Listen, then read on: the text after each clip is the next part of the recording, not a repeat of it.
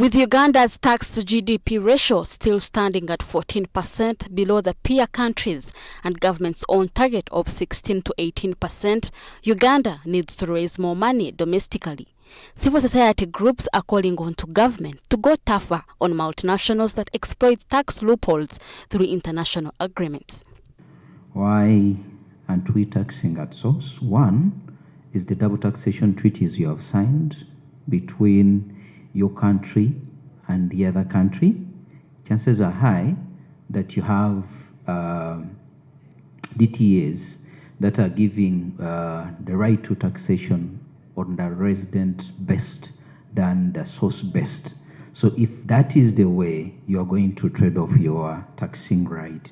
There are companies here in Uganda that have been declared losses to revenue authorities, but when they go back to their home countries where they're registered, they declare profits and dividends to their shareholders.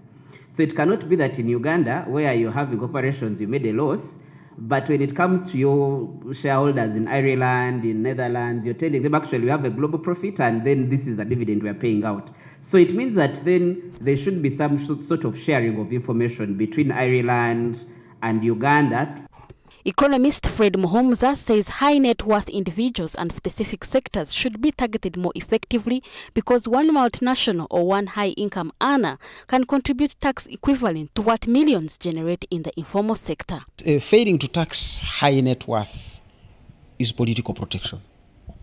And unfortunately, most technocrats don't want to engage in the politics. They have let it pass. Because either the politicians are their employers or they fear them or sorts of things, whatever it is. Sometimes we haven't found a right way of engaging technocrats and the politicians to get a good result for the country.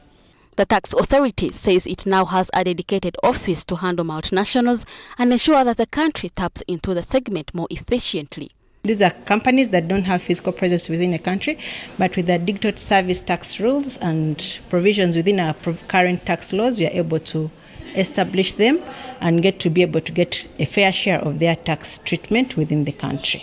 Amidst rising expenditure needs across the EAC region, domestic resource mobilization remains low, stressing the urgency for stronger tax policies.